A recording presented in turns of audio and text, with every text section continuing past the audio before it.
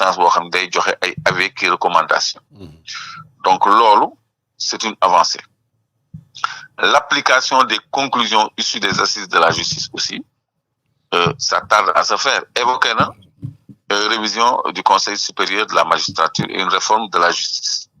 Loolu yëpp mu ngi jëm ci une meilleure administration de la justice. Meilleure administration de la justice nag buñ ko waxee nit ñi ñu ngi jooy justice pour les victimes ba ci def ay manifestations te victimes yooyu moom le président le premier ministre ak tous les membres du gouvernement xam nañu bu baax ni c'est une réalité parce que ñoom ñëpp traqué nañ leen ñoom dirigeants yi président premier ministre ak ses ministres ñoom Birame Souleye ñoom Abbas ñoom ñëpp dugg nañu kaso tous les cadres du Pastef par def nañu prison politique te gis nañu ay violence politique ci seen cortège ci seen lépp gis nañu ay violence politique yoo xam ne dafa nécessité justice comme ni président jooytoo justice à l'endroit des couches faibles qui font l'objet de violences notamment les femmes noonu la waree am préoccupation aussi justice ci ñi nga xam ne dañ leen boom wala ñu pattal leen wala ñu làggal leen wala ñu torturer leen. D'accord. Et il y a des cas patents comme Pape Abdoulaye Touré. Il y a des cas patents comme les gosses qu'on a assassinés par balle et dont les images circulent dans le net donc et tout est outillé documenté foofu wanoon nañ leen un rapport boo xam ne dañ ko def boo xam ne lépp lañ ci documenté nga xam ne bu justice du ci am problème pour instruire ko kon loolu benn côté bu concerné justice la woon de façon très globale muy élection muy réforme de la justice muy cour constitutionnelle nga xam ne loolu yëpp dafay laaj ñu laalaat constitution bi. D'accord mais ban lecture politique nga mën a def sur le discours rawatina fi mu waxee ci wàllu taxawaayam ak lucidité bi muy exercer la fonction de président de la République ba ci lu jëm ci wàllu jàmm ji nga xam ne jox na ko cër bu baax a baax ban dégg-dégg la ñu war a am ci passage yu mel noonu. waaw côté boobu laa naroon mujjee mais comme interpellé nga ma ci ma rebondir ci. Oui. C'est-à-dire moom nee na du teg lenn au-dessus de l'intégrité du pays du teg lenn au-dessus de jàmm ak réconciliation Sénégal. Et de l'intérêt général. Et de l'intérêt général. Donc loolu mooy dafa nekk ci dynamique gu jàmm ak réconciliation mais réconciliation avec qui. jàmm pour qui. jàmm warul am ci ñi nga xam ni ñoo sàcc suñu alal te ay rapport fësal ko de façon très claire koo xam ni dañ lay enquête pour benn montant 125 milliards ngay cautionner ay 400 milliards te yow 125 milliards lañ lay toppee loolu je crois que dañ ko war a saytu ba mu leer donc réconciliation warul am ak ñi nga xam ni ñoo boom ñi doon manifester ñoo torturer ñoom Pape Abdoulaye Touré ak ñeneen ñooñu balaa ngay am réconciliation ak ñoom il faut que justice jiitu ko c'est-à-dire président dafa tëb benn étape bu importante ci réconciliation mooy justice mooy jiitu réconciliation justice parfois c'est même pas pour porter des sanctions mais c'est juste pour situer les responsabilités et comprendre qui a fait quoi et qui a commandité quoi kan moo ko sant donc loolu c'est un devoir de mémoire et de justice bu fay boo xam ne régime bi amel na ko ñëpp ñi nga xam ne dañu xeex pour son avènement dañu subir et consentir ay sacrifices pour leur avènement au pouvoir loolu je crois que dès les premières années lañ ko waroon def on est en train de boucler 2 années de mandat de gouvernance yoo xam ni problème boobu réglé gul ba léegi kon cette préoccupation de réconciliation et de paix justice moo ko war a jiitu pas de paix sans justice donc point de réconciliation sans qu'on ait situé les responsabilités te réconciliation warul am ak ñi nga xam ne ñoo jël suñu deniers. Il y a eu au moins 5 ministres qui ont été mis en prison mais ils sont tous sortis ni sous bracelet ni sous contrôle judiciaire. Un ministre de la République a dit avoir reçu et rendu 50 millions mu nekk kaaw guerre ñëpp gis nañu ay terrain yu nekk Guédiawaye fii yoo xam ne dañu fa waroon def un centre de suivi pour les bracelets électroniques ak un tribunal de Pikine suuf yi am na ñu jël ay carte d'identité jàmbur taggal leen ko mu doon ay responsabilités yu ñu situé ba ay ancien ou un ancien responsable des impôts et domaines ñu interpellé ko ci inculpé ko ci mettre ko sous bracelet électronique ce ministre là se trouve en liberté ñu dem ba ci biir ñu dindi bracelet électronique bi et pourtant kooku il a fait des aveux publics de corruption ba noppi kooku je parle de Ismaïla Madior Fall pour le nommer mais amul prérogative compétence construire un hôpital à Ourossogui bi nga xam ne dafa bokk ci affaire Ellipse Project di épingler Madiambel Diagne mais xam ni lui il a fui quelqu'un qui n'a rien fait du jël la débandade du daw alors le ministre de la justice qui construit un hôpital boo xam ne dafa am litige ci ba scientifique épinglé ci Ellipse ak Madiambel Diagne moom il est en liberté je crois que ñun du loolu lañ doon xaar ci ni justice di doxee donc vraiment sénégalais yi ñu ngi ubbi seen bët di xool mais il reste sur leur faim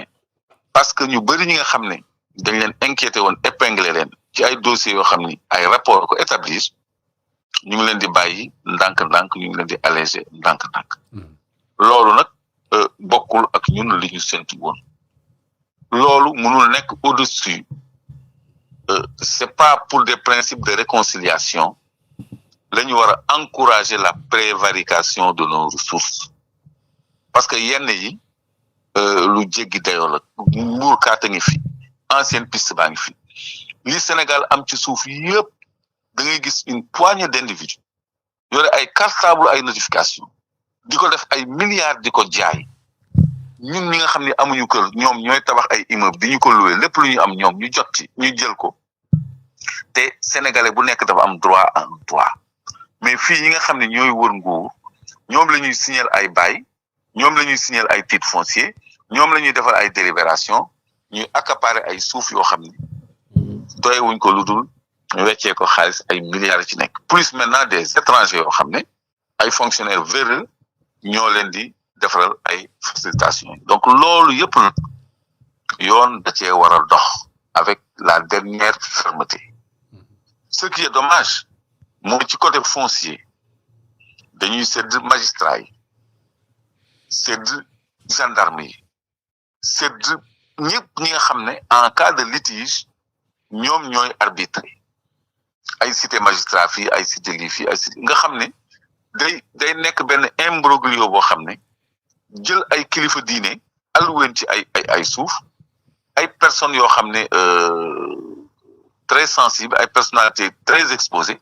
lañ ciy dugal seen ay tour ba mu nekk ay dossiers yu carabine donc justice dans son ensemble oui. Sénégalais yi ñu ngi koy jooy ba léegi amaguñ ci satisfaction wax dëgg yàlla amoon nañu espoir nag au début bi inculpation yi commencé bi caution yi commencé di ñëw ñu woo ay personnes yoo xam ni dañu foogoon ni c'était des personnes intouchables mais actuellement nii man sama yaakaar dafa xaaw a wàññeeku lool ci cette bonne administration de la justice envers les prédateurs et les criminels qui ont assassiné des manifestants, emprisonné injustement des manifestants, torturé et blessé des manifestants, ou bien ñu rey ay simples fonctionnaires. On a même tué un gendarme et un militaire, Didier Badji et Fulbert Sambou, après l'affaire Mankabou. Yooyu yëpp nag mais Sénégalais yi dañ ciy xaar lumière. C'est vrai,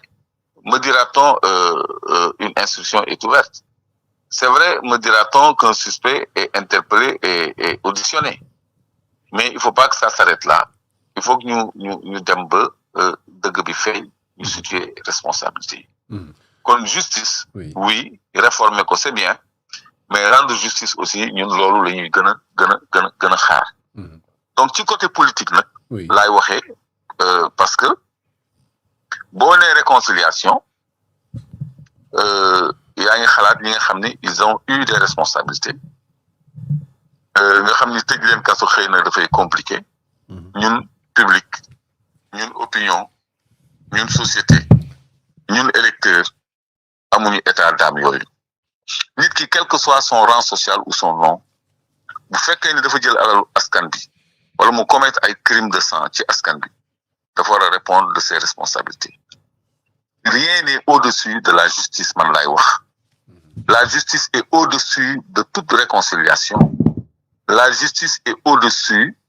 de tout pardon justice d'abord balaa donc ngay jubóole loolu daal laa gis ci aspect politique bi aspect politique bi laal na élection laal na réconciliation li mu wax ci élection yi loolu j'applaudis des deux mains commission électorale nationale indépendante cour constitutionnelle on l'a toujours censuré on l'a proposé à l'issue des assises réforme du code électoral loolu yëpp c'est des choses extrêmement positives mais yemul foofu il y a d'autres aspects du discours liés à l'économie et à la gouvernance donc moom mettre na l'accent aussi sur les baisses en promettant qu'elles se poursuivraient loolu aussi lu ñuy saluer la parce que luy soulager population yi la gis nañu hydrocarbures yi baissé na denrées de première nécessité yi baissé na et en 2026 je crois qu'il y aura des baisses beaucoup plus structurelles parce que même la première baisse de l'électricité ne concerne que les couches faibles les ménages à faible revenu mais bu ñu jotee suñu gaz comme on le dit tout le temps te en 2026 lañ ciy jot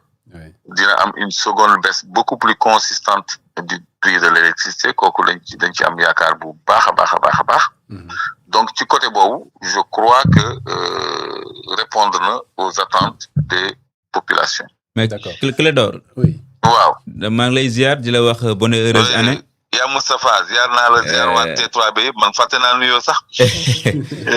maa ngi leen di nuyu yéen ñi nekk ci plateau bi yëpp ak téléspectateurs yi suivre T3B yëpp. ñu ngi lay bëggee bu baax on voulait faire l'intervention en vidéo mais on a eu une faiblesse peut-être de la connexion ou du réseau. dëgg la maak Moustapha bi nekk régie on a essayé maintes fois mais c'était pas la meilleure qualité moo tax ñu décidé def ko audio bi. ok beneen yoon mooy dàq incha allah nga teew ci studio bi. xam naa internet nañ ci kontaan bu baax a baax. alors ci biir discours président Bassirou Diomaye Faye bi dañ ci constaté benn partie boo xam ne dafa mel ni kii wax ak nit ñi. lii ñu ma dénk dafa mel ni kii wax ak nit ñi. waaw dafa mel ni kii wax ak nit ñi lii ñu ma dénk dina